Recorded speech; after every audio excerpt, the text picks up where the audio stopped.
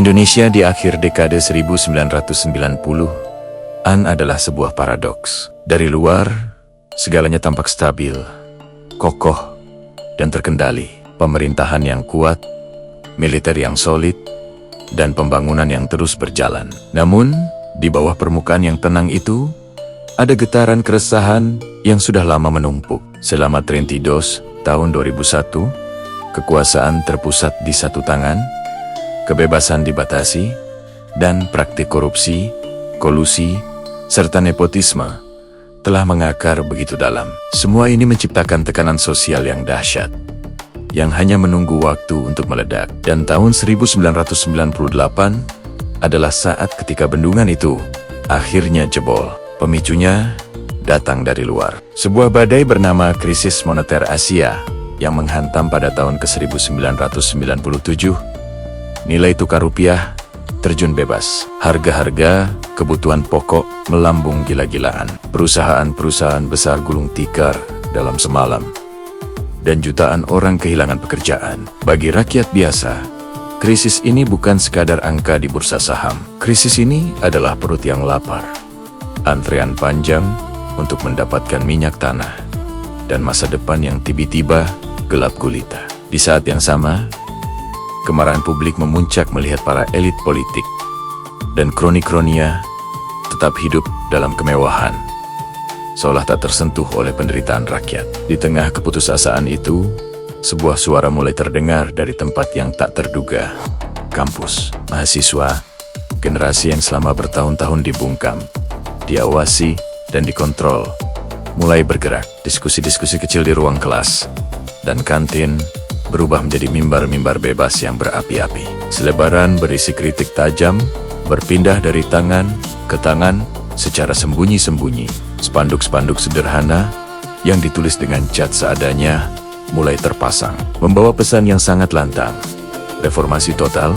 Awalnya, demonstrasi mereka masih terbatas. Mahasiswa turun ke jalan dengan tuntutan ekonomi yang mendesak, seperti turunkan harga dan selamatkan rakyat. Namun, dengan sangat cepat, gerakan ini berevolusi. Mereka sadar bahwa masalahnya jauh lebih dalam daripada sekadar harga sembako. Mereka mulai menyasar akar permasalahannya.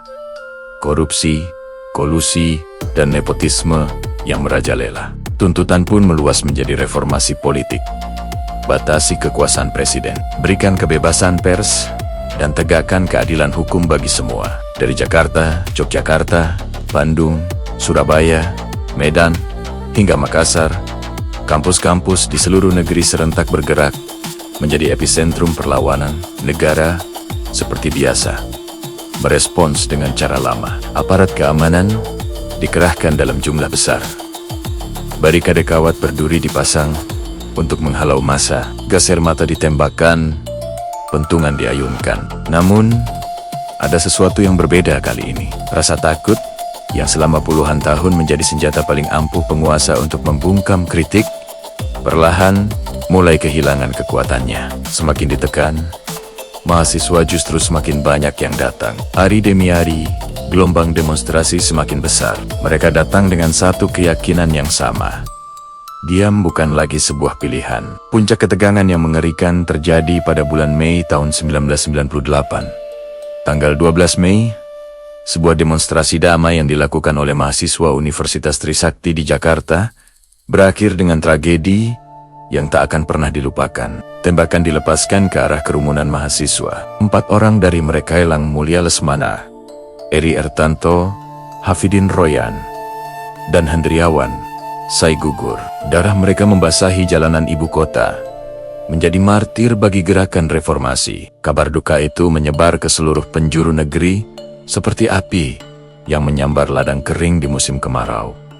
Tragedi Trisakti menjadi titik balik. Rasa duka yang mendalam seketika berubah menjadi kemarahan nasional yang tak terbendung. Jakarta meledak dalam kerusuhan besar. Toko-toko dijarah, gedong-gedong dibakar, dan kekerasan komunal pecah di berbagai sudut kota. Korban sipil tak berdosa berjatuhan. Selama beberapa hari, negara seolah kehilangan kendali sepenuhnya. Rakyat terjebak di antara ketakutan akan kekacauan dan amarah terhadap rezim yang berkuasa. Di tengah situasi yang chaos itu, mahasiswa justru mengambil langkah yang lebih berani dan terorganisir. Ribuan dari mereka dari berbagai kampus bergerak bersama, menduduki kompleks gedung DPR atau MPR Senayan.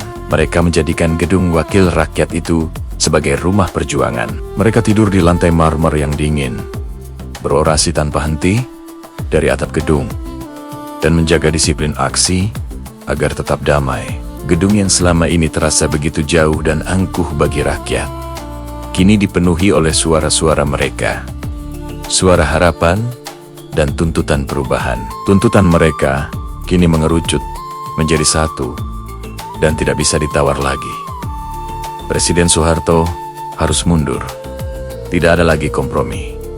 Tidak ada lagi janji-janji kosong. Tekanan datang dari segala penjuru, bukan hanya dari mahasiswa dan masyarakat sipil, tetapi juga dari tokoh-tokoh agama, para intelektual, bahkan dari sebagian elit politik dan petinggi militer yang mulai menarik dukungannya. Rezim yang selama 32 tahun tampak tak tergoyahkan itu, akhirnya berada di ambang keruntuhan. Hingga tibalah hari itu, 21 Mei tahun 1998. Pagi itu terasa sunyi, namun syarat dengan ketegangan sejarah. Melalui siaran televisi nasional, Presiden Soeharto dengan wajah yang lelah membacakan pernyataan pengunduran dirinya. Momen itu tidak disambut dengan sorak-sorai kemenangan yang berlebihan. Yang ada hanyalah rasa lega yang luar biasa, bercampur dengan keharuan yang mendalam. Sebuah era otoriter yang panjang akhirnya berakhir. Namun, jatuhnya Soeharto dan demonstrasi besar-besaran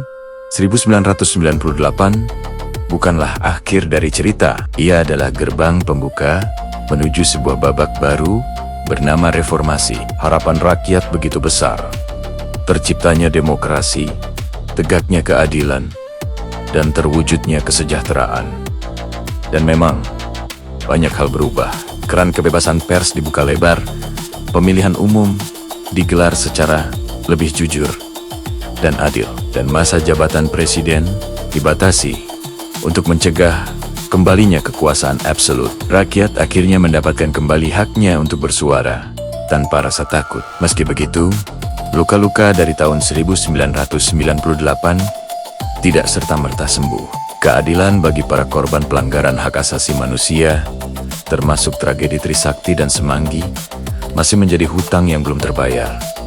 Trauma sosial akibat kerusuhan masih membekas, dan perjalanan reformasi itu sendiri tidak mulus. Ia berjalan tersendat, terus diuji oleh kepentingan-kepentingan lama yang hanya berganti wajah dan beradaptasi dengan sistem yang baru. Di luar narasi sejarah yang kita kenal, ada sebuah pandangan lain yang beredar di masyarakat, sebuah sudut pandang yang lebih kontroversial. Pandangan ini meyakini bahwa reformasi 1998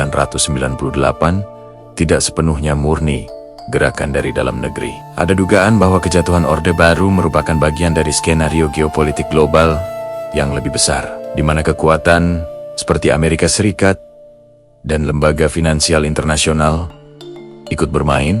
Dalam narasi ini, krisis moneter Asia tidak dilihat sebagai bencana ekonomi biasa, melainkan sebagai sebuah instrumen tekanan yang sengaja diciptakan atau setidaknya dimanfaatkan. Kebijakan-kebijakan IMF yang memaksa Indonesia melakukan liberalisasi pasar dan reformasi struktural yang menyakitkan dianggap sebagai cara untuk mempercepat keruntuhan rezim Soeharto. Tokoh seperti George Soros sering disebut sebagai simbol kekuatan kapital global yang mengguncang ekonomi Indonesia untuk memuluskan jalan bagi perubahan rezim. Menurut teori ini, gerakan mahasiswa yang masif tidak dianggap sebagai rekayasa, tetapi ditunggangi oleh kepentingan global yang menginginkan Indonesia menjadi negara yang lebih terbuka bagi pasar bebas dan pengaruh Barat. Runtuhnya Soeharto kemudian dilihat sebagai bagian dari gelombang demokratisasi global pasca Perang Dingin, di mana